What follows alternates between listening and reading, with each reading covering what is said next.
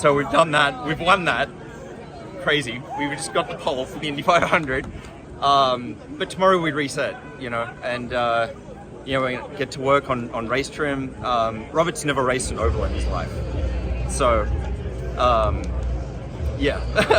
we're gonna go to work. We're gonna watch some film. We're gonna practice hard. We're gonna talk about things. We're gonna go over everything. I can help him what it's like going off the front row.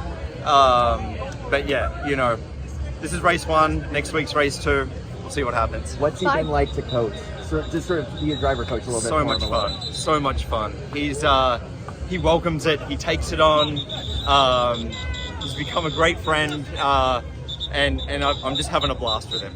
5 IndyCar starts for him. Thank you. 5 IndyCar starts total for him. To be able to do this rookie team, just how special and full circle is this for you to see? Yeah, just incredible. For me personally, this has been like a full circle journey, coming on board as like an advisor and driver coach, and but for this team, the hardship they've gone through to start the season, there's no denying next week is going to be a really hard race. But anyone who's been here knows that this event is 2 races, and this is race number 1, and we kicked ass, and no one can ever take that away. This is history being made.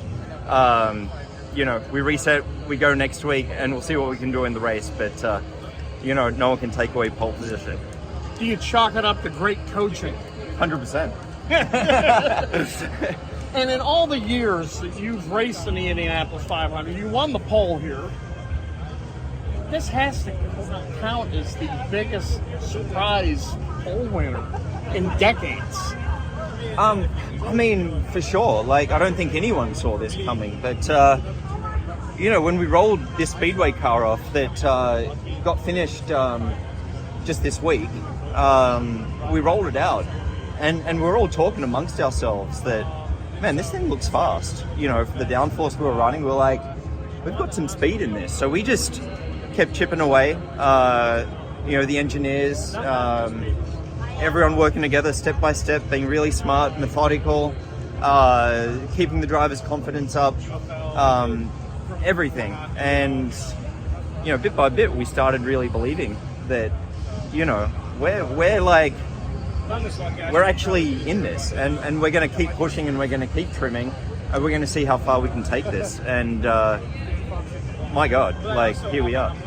Are you going to have a lengthy sit down with him to explain to him just the tremendous responsibility that comes with leading the field of 33 to the green flag to start the race? I think part of the beauty of being a rookie is he's just going to go and start the race like he would start any race from pole position, and that's what he should do. Yeah. But he's going to be pretty busy here. I'm not sure. It's going to be a while till I see him. But yeah, we'll talk about stuff, and we'll watch some video, and we'll go through it. But I think what makes him so great is he's just so chill, and not overthinking it, and he's just here to go fast. And all week long, when we've been decent, he's just wanted more. He's just wanted more every time. And Ryan, how do you compare this to your exploits as a driver at the Indianapolis 500? Different, but I'm sure you're thrilled. Yeah, obviously, mine as my own pole was extremely special. It was, the first one for GM and Chevrolet back in 2012, and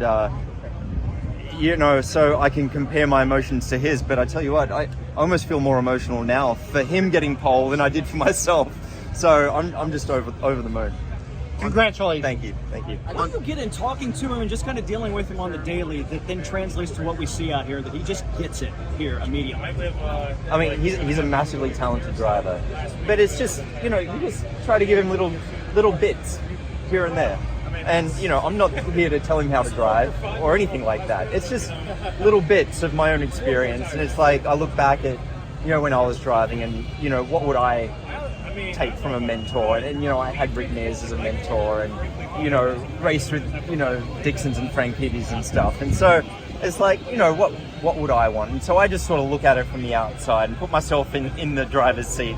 I'm like, I think you could use this, and just little bits here and there, but man, it's all him, and it's all the team, and everyone coming together. you know, this is an incredible group. I'm just blown away. Just blown away. On Yeah. Tuesday, Thanks. on Tuesday, he ran 6 laps of practice. There were people that questioned whether PREMA was on time with their preparation. What happened over the last 4 days that made this possible? And did you think this was possible on Tuesday? Well, I mean, we were, you know, we've been playing catch up all year long. I mean, it's hard. The idea of running an IndyCar team came about just not much more than 12 months ago.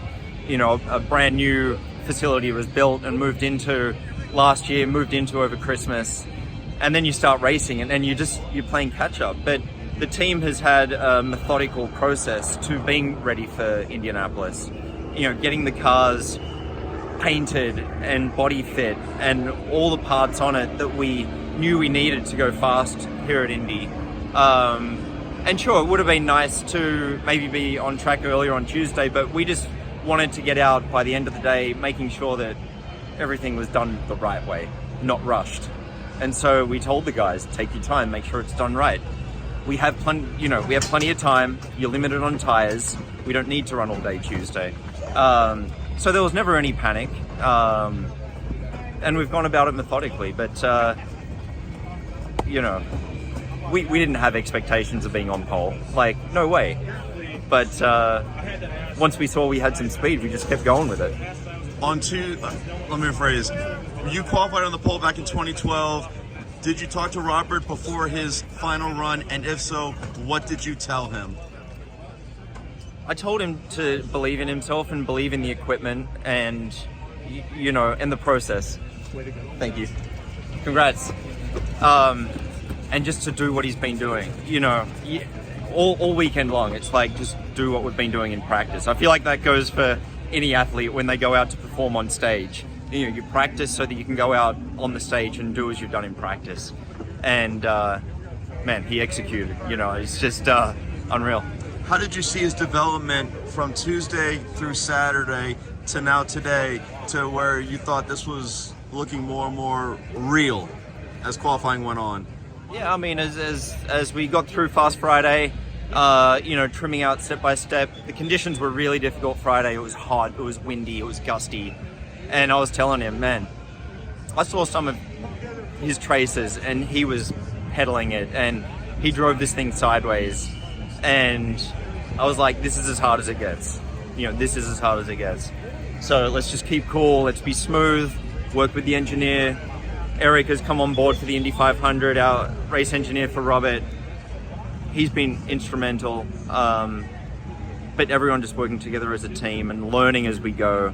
And as we've gone faster, we've kept pushing the envelope. And you know, honestly, as we've progressed through the last couple of days, we haven't done anything surprising to ourselves. We've just gone, we're going to run this downforce. We expect to go this fast, and that's what we've done. And it's been great.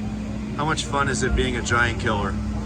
I mean, yes, I think we're definitely the underdogs in the big story, and you know, it's great.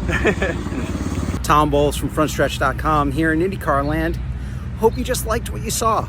Come back soon for more great racing videos, and if you really like us a lot, don't forget to click that subscribe button. Thanks for watching.